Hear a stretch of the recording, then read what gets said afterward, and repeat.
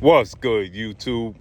It's your boy, Blue Blood Sports TV, and I'm back at y'all with another one. So the businessman, former WBO lightweight world champion, superstar boxer, 15 wins, no losses, no draw, 11 wins by way of knockout. Keyshawn Davis finally breaks his silence on being chosen by first ballot Hall of Famer, 3-division champion, former undisputed lightweight, former WBC junior welterweight, and reigning WBO welterweight world champion, superstar boxer, Devin and Dream Haney, who is also top 5 pound-for-pound best fighters in the world, with a record of 33 wins, no losses, no draw, 15 wins by way of knockout. Devin Haney has as many knockouts as Keyshawn has fights. Devin Haney has been in multiple world championship level fights. Keyshawn has been in one. Now, Keyshawn has stayed in the amateurs extensive period of time, fast-tracking his career as a professional because he was attempting to win an Olympic gold medal. Keyshawn, he lost a very close fight to Andy Cruz, and he came up with silver. With that said, Bill Haney, father, trainer, and manager, CEO of DHP, Devin Haney Promotions, he announced a few days ago that they're going to fight Keyshawn. Keyshawn today finally breaks his silence, and he does so in a modest way. He just puts up the clip of Bill Haney saying, "We fighting Keyshawn." Keyshawn trainer comes out and he says that Bill Haney finally slithered his way out from underneath the rock to announce this fight. The issue that I have with this is that, for one, he couldn't slither his way out from underneath a rock because he was trying to negotiate a fight to secure both Keyshawn and Keyshawn's brother, Shakur Stevenson. The whole world understood that.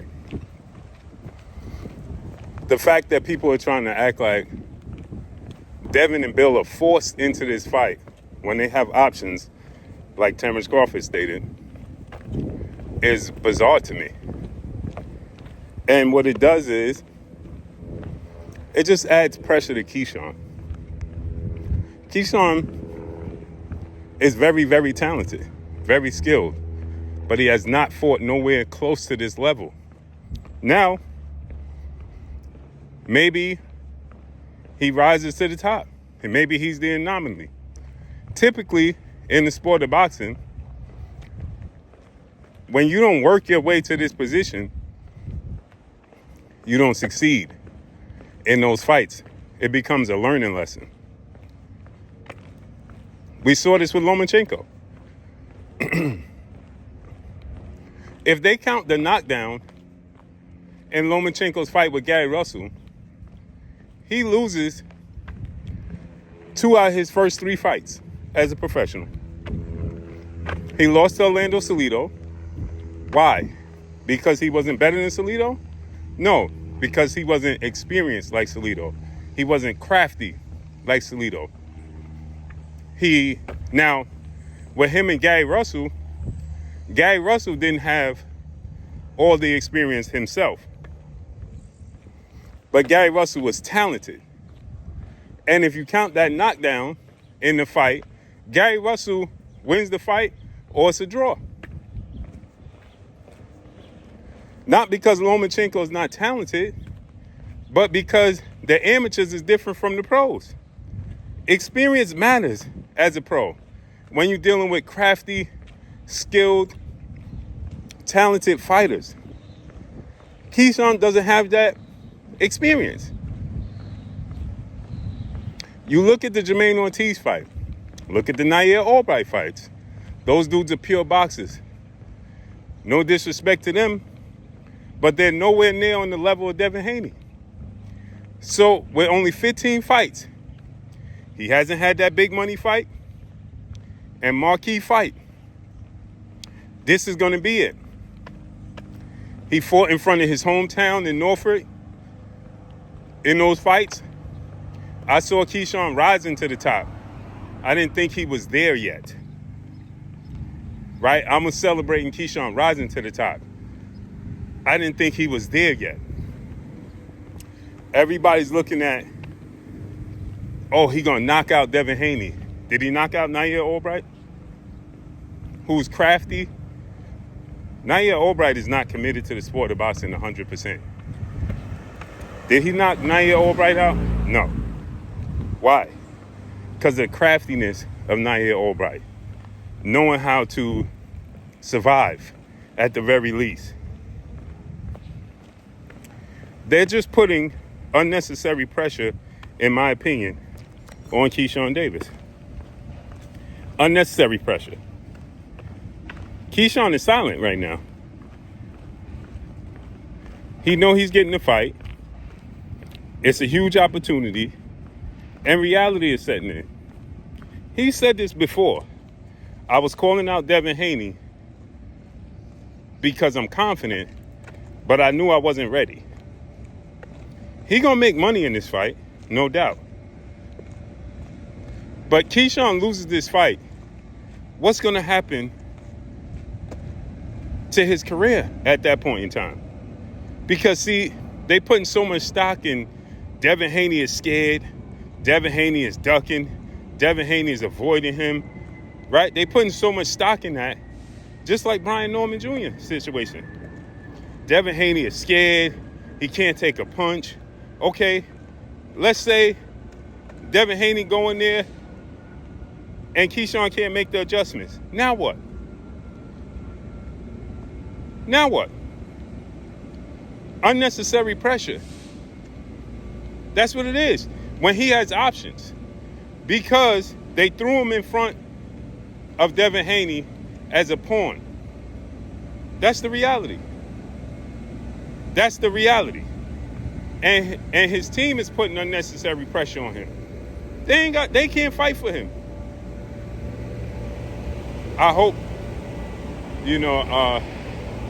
all goes well for Keyshawn, man. But I think Devin Haney gonna win this fight. I think too many narratives are pushed against Devin Haney that are not realistic. Too many, too much disdain, too much unrealistic, too much delusion. He can't punch, he can't take a punch. That's not reality. That's not the truth. And I think Keyshawn gonna find that out in the ring. That all those narratives against Devin Haney, he can't take a punch, he can't punch, he's scared, X, Y, Z. Devin Haney's a full-fledged welterweight right now. And what you saw from Brian Norman is just the tip of the iceberg. You're going to see an even better version. Keyshawn's going to see a version of Devin Haney that the world has not seen yet. In his first fight at welterweight, he's going to fight the best welterweight in the world.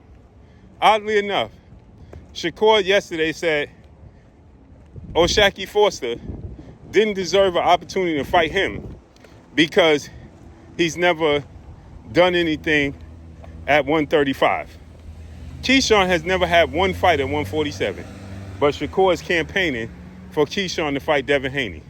But by his method, what he says is he goes by history and what fighters have done in the division. But he's throwing Keyshawn in front of Devin Haney. Make it make sense, man. He never fought at that weight class. And Devin Haney is the best fighter at 147. We're going to find out. September, it looks like September 20, I think it's September 26th, 20 something like that. We're gonna find out. Maybe it's moved to October. Let me know what y'all think, man. Follow me on Instagram at Blue Blood Sports TV, all one word. I'm gone. Peace.